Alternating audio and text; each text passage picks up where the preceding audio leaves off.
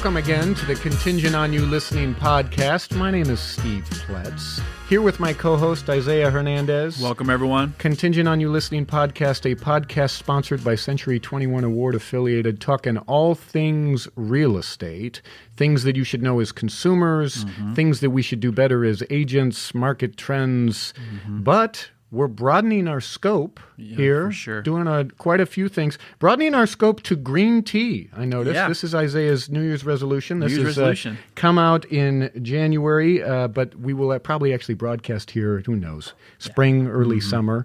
But we'll see if he's still drinking green tea. I'll keep you up to date. Eliminating coffee and switching over to green tea. You know, I'm really proud of you. Good morning. Good for the metabolism, all that good stuff. Look at you. You're so healthy. So broadening the scope of what we talk about here on the Contingent On You Listening podcast, I'm really excited because we also have another green tea drinker in the house. Do. Sarah Gubler, Gubler, Winn Trusts and Estates, an estate attorney. And I'm supposed to say something to the effect of, remind me here, this is not legal advice because we're sponsored by a big company and we have an attorney on the show, which is rad and I'm super pumped for. Not legal advice. You're supposed to consult your own attorney, blah, blah, blah. How am I doing? Sarah? Correct. That's it. Yeah, do not construe any of this as official legal advice. There we go. Please tune in nonetheless. Bada bing. So here's where I thought that we would start because many people perhaps don't know, like me, the difference between a will and a trust. And I would say most people don't have one. It seems to me, I don't have stats, so I'll just make up stats because I'm a realtor. I don't have one. But so Isaiah's a good example. 28 years old? 28 years old, yep. Married, two kids, owns a house, no will, no trust in place. Before we dive into wills and trusts and the differences, in your opinion, pure guess, do you think that's average? Is that normal? Is that typical? Absolutely. Yes. I think, there are a lot of misconceptions when it comes to estate planning in general. And one is that an estate plan, whether it's a trust, a will, a combination of the two, is really for people who are older or have, large estates. And really that couldn't be further from the truth. An estate plan that fits your family, your particular situation, whether you're 28 or 88, is important always, and especially as residents of California, where, unfortunately, our state is one of the worst when it comes down to it, as far as making the process of administering one's estate after they die simple. It's actually very complicated. It's expensive, so it's worth sitting down and talking through options to kind of mitigate some of the craziness that follows someone's death in this state. And of course, your whole world, I will say, is predicated on the idea of long-term planning, that when someone dies, that their stuff, we'll say, goes where it should appropriately or where they want it to go. And so do you think that becomes a challenge? It seems, why wouldn't someone plan more? Want to? Yeah. Well, I think it's just human nature to sort of, kind of put things off, first of all. And I think the fact, and this is really going to bring the house down, and I apologize, but the fact is that everyone's going to die at some point. Wait. Yeah, I know. I'm sorry, Steve, to break it to you. But we don't want to think about that. And we all somewhere feel kind of, like it's just not on our mind. We feel like it's just so far off. That's right? kind of, and that's unfortunately like where, it's not like where my wife and I are at. We're just more of like, it's like we know how important it is. Like her parents have it. Like, my family's obviously got theirs. And like we know how important it is. And we have the two kids. And we want to make sure that they're taken care of and the family and all that is. It's just a matter of like, sometimes you just put it on the back burner because you're like, we're 28 years old, like what's going to happen? But in reality, we all know life is... So give me the basics here, and then we'll dive into like the difference between a will and a trust. But let's look at worst case scenario here. Let's get really dark here for a moment. Sure. Isaiah and his wife die in a car crash today. Okay, all right, take it easy. What happens? Okay, so with no will or trust in place, when you pass away, that's called dying intestate. So that means the laws of the state take over. And there is you could consider the laws in the state of California as their own form of an estate plan. It's a terrible estate plan, if I'm being frank. But what would happen is, one, you have minor children, so they would, hopefully you have neighbors or family members who could kind of step in and help in the interim. But ultimately, a legal guardian would need to be appointed by a judge. A guardianship hearing is often long. It can be contested and ugly, and it's, a mess that you can make easier by having a will and naming guardians. That the idea being, like, in that horrible example, that his mom could say, okay, well, I'll take on my grandchildren, and his wife's mom could also be like, no, they're my grandchildren. Yeah. So that's the dispute. Exactly. I mean, we're not even talking about stuff. We're not even to stuff yet. Yeah. Just what we're talking about. I mean, I'm a mom. This is the most important asset, if we want to call our kids assets. But the most important thing we have, and that, when kids lose a parent, already, like, their life is completely upended. So to then put them through some kind of, even if it's lightly contested, but an elongated process of figuring out who they're now living with, who's their legal guardian, is just a problem. So what I would say is, even if the idea of a comprehensive estate plan is overwhelming, just to nominate permanent guardians for minor children in a one-page document, that is so worth it in my mind. Okay. But nominating a guardian is usually part of kind of excuse me. That's part okay. of That's okay. We're super informal here. Go ahead, hit the microphone. Yeah, part of a more comprehensive plan, because you'd also have, you said you own a home, you probably have some bank accounts, some assets here or there, and the problem in California is if you die with over $184,000 in assets in your name, before those assets can be retitled into your children's names or to whoever's next in line, they go through a very long and expensive process called probate. It's a court process that, requires 1 to 2 years of being kind of tied up in court, and the fees for probate are actually established by statute. It eats up about 5% of the value of your estate too. So what, in this terrible scenario that Steve's created, thanks, Steve. Thanks, Steve. Thank you, Steve. Yeah, your parents or whoever is, willing to step in would be then involved in that probate process for a couple of years. And this 184 and probate being 5%, or what was it? Am I close? Yeah, so the cost for I was probate. listening. Yeah, I was good, listening very very good. well. You got the numbers. But that 184 isn't based on equity, right? We've talked about something like this before, that if somebody buys a house for $500,000 and they put Isaiah buys a house for $400,000, he puts 3.5% down because he does an FHA loan. So really, in terms of equity, if we assume that the value hasn't changed, which it has gone up, yes. But if we assume that the value hasn't changed, he only has $12,000 of equity because he's only got $12,000 of money in it. Right. But you're saying that they don't take the 12,000 number. They take the 400,000 number. No. So to calculate the value of your probate estate, that is the assets that will go through probate, they look at the fair market value, the full $500,000 value of your house, if that was the number.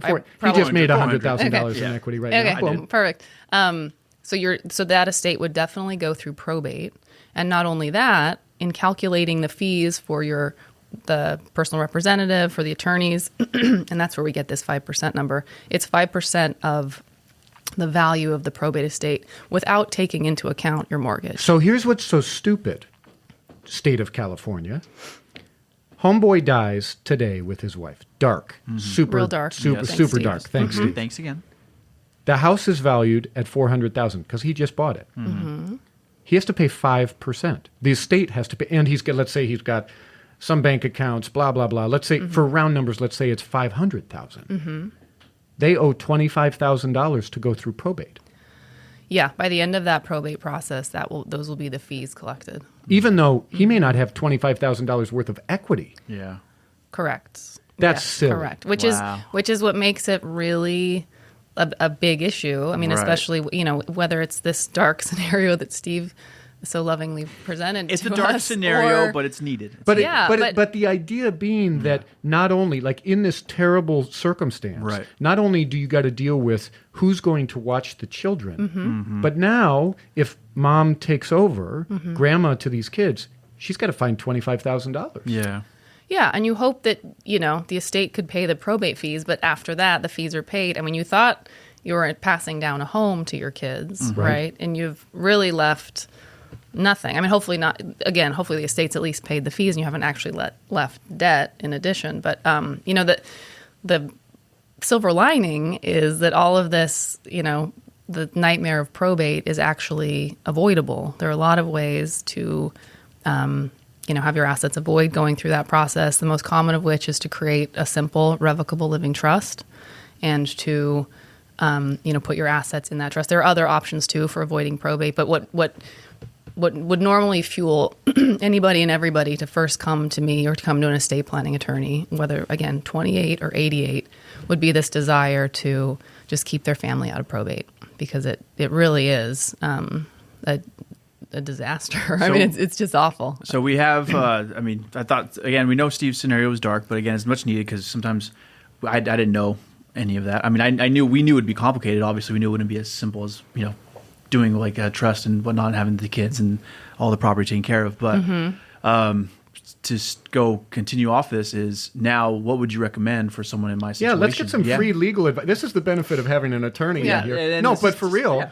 What does Isaiah need? Yes. Sure, and again, this is not legal advice. Not legal advice. Steve people. called it legal advice, but I'm sorry. Just a conversation. Yeah.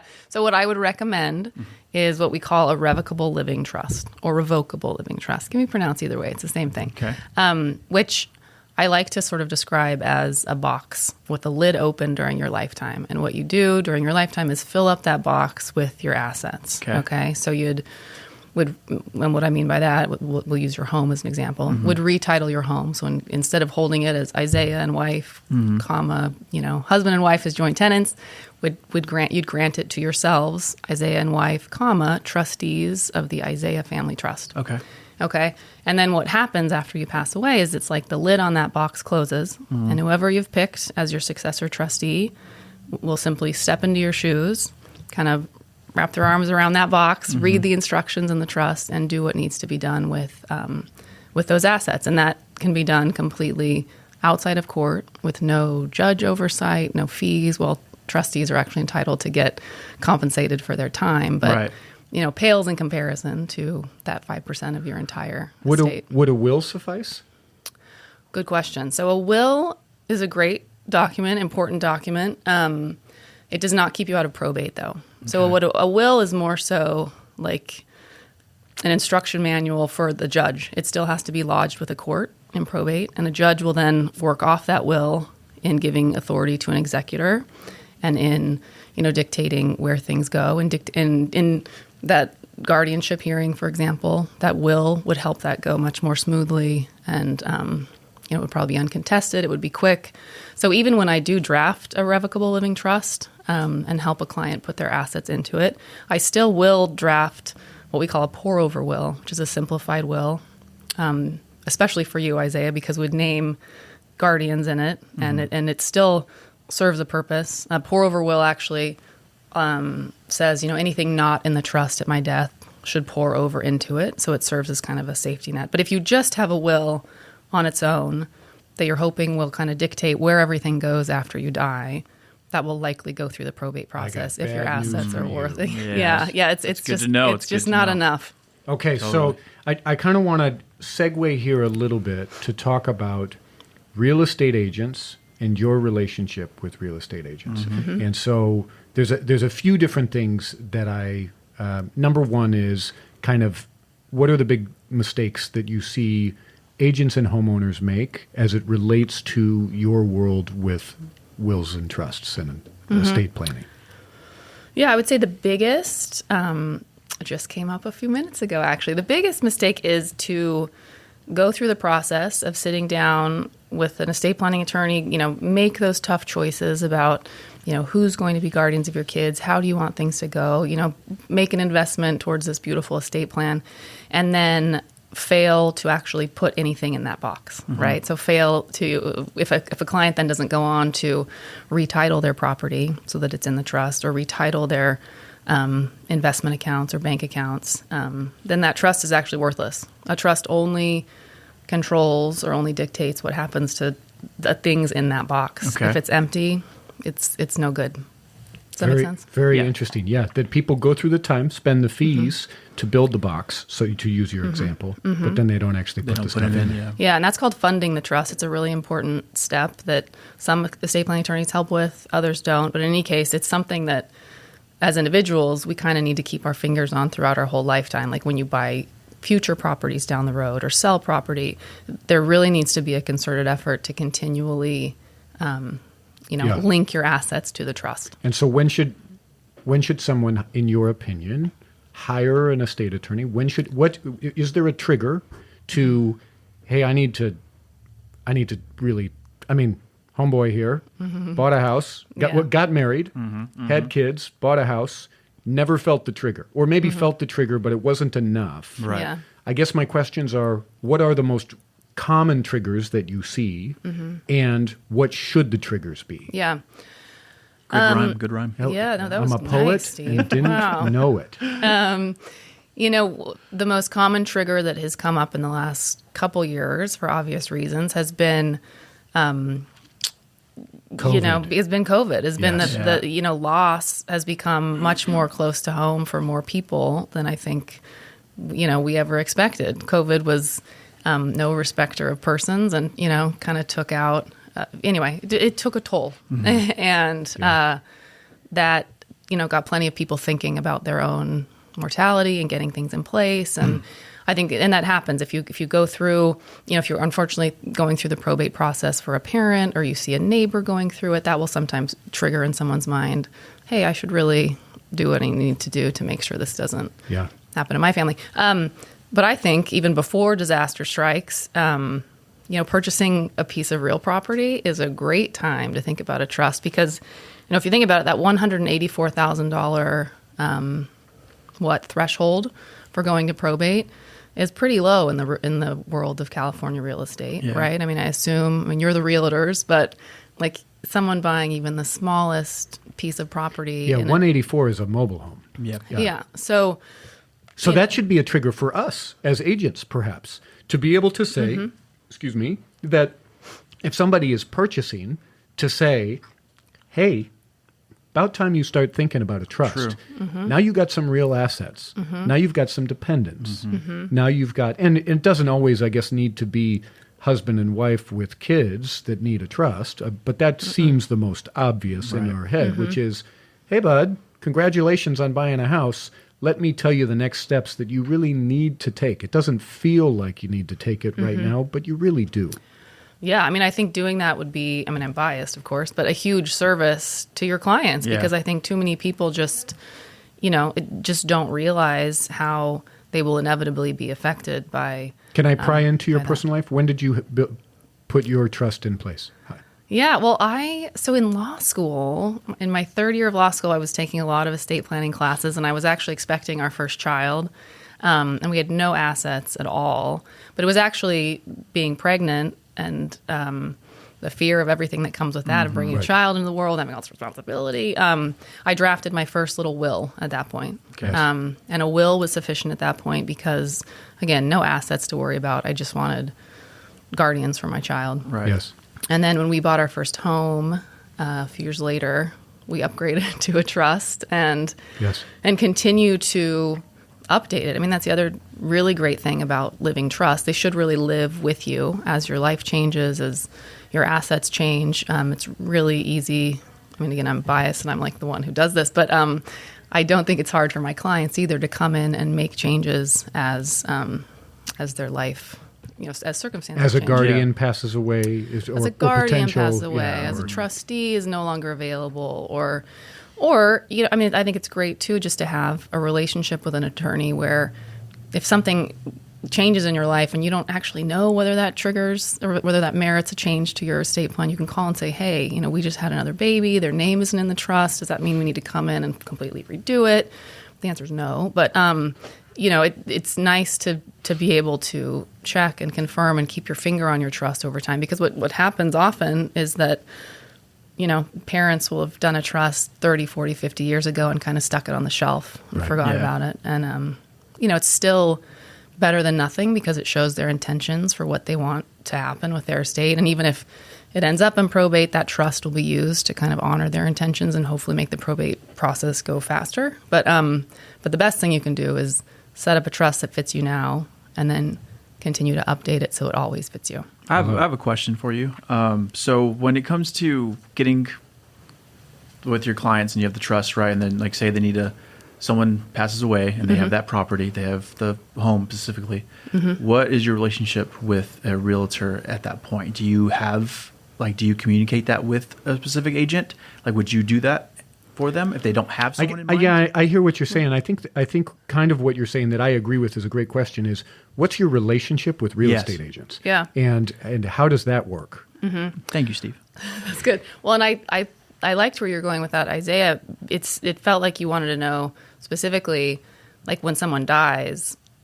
Well, I'll answer in two parts. Okay, when someone's first just setting up an estate plan with me, there's not a lot of interaction with real estate agents. Right. I mean, ideally, it happens that a real estate agent might have referred the person to me, but after the referral, when I've met the client, it's the client and myself who are actually building the trust together, kind of understanding each other. Well, they're not understanding my situation. I'm, looking to build something for them that fits them, and the real estate agent's not so involved. But when someone dies, and their trustee steps into their shoes, is now reading that trust, they're tasked with following its directions. They would normally call me to just kind of be pointed in the right direction. Most people who are appointed a trustee don't really know what that entails, right? So they might call me first to say, look, Sarah, I'm now the trustee of my parents' trust. What do I do? Give them a to-do list. Their next call would likely be to a real estate agent because they would need a date of death value for any property that's in that trust. And that's where I would potentially work with that real estate agent, or at least refer them to that real estate agent. They would likely go on to sell any property that's in the trust. And, what I would certainly be looking for if referring them to a real estate agent would be someone that would really make that or help lift the burden from the trustee. It's not easy to be a trustee, again. And so if a real estate agent can kind of take the ball and run with it and make it as simple for them as possible, that would be a great referral for me. And then I would continue to be a contact for the agent if they had questions about the trust or through escrow or something. And of course, the trustee may not even be local. Of course, that if somebody's taken over, they could be in Virginia, and now they're reaching out to you, and they're like, I don't know any real estate agents. So that'll be my last question here. Really appreciate you on our podcast today. So some of our viewership, or certainly who we're aiming our viewership to as well, is real estate agents. Isaiah is a newer, several years, real estate agent.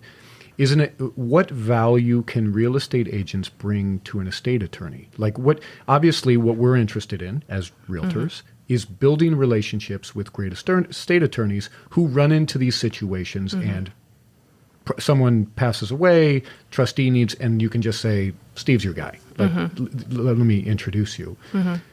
How can agents help you? I think just doing the same thing, but in the reverse. So if a client you're working with or selling a home to or selling a home for, has questions about I assume a lot of properties that you're selling are already in people's trusts. They may have questions about how do I... honestly, I don't know. Really? And I should, if it's in I guess I would know in the tax records. Yeah. Because if it's held in trust, we would see that. What about the Orpheus? Was that not trust? That was in trust. Okay. Yeah, that's a property in Encinitas. Yeah. That property was held in trust.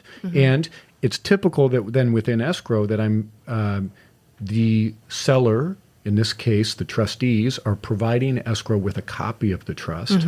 And I will say, hey, if you want to get your estate attorney involved, we can always send an email. Sometimes, though, they don't even know the estate attorney.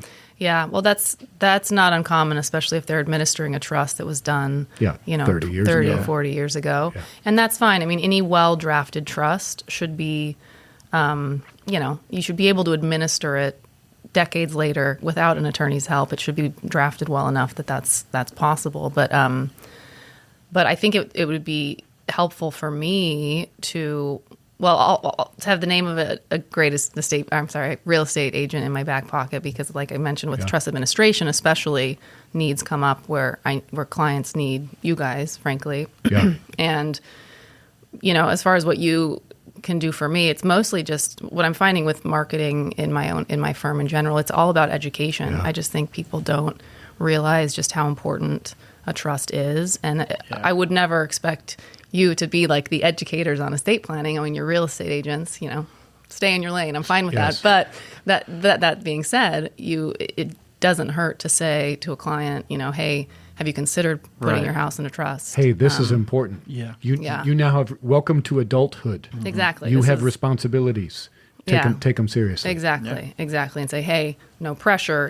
Here's the name of an estate planning attorney if you wanted to just at least get some questions answered. She's the best one ever. Am I allowed to say that? Am I allowed to say that on the You podcast? don't have to say that. West of the No. Mississippi. I heard there's some guy in Virginia, but As unbiased person listening, I would just say I really appreciated what you said today. So Yeah. I thought she was great. I thought she was great. yeah. Good. Well, and it's been a pleasure being here. Thank you so much for for having me. joining Thank you, us. Sarah. We do Yeah. really appreciate it. And thank you for being here once again, talking through all things real estate, contingent on you listening. It was a little bit of a grim episode, but it's much needed. It's a necessary. Wait till you hear the next hypothetical I bring up.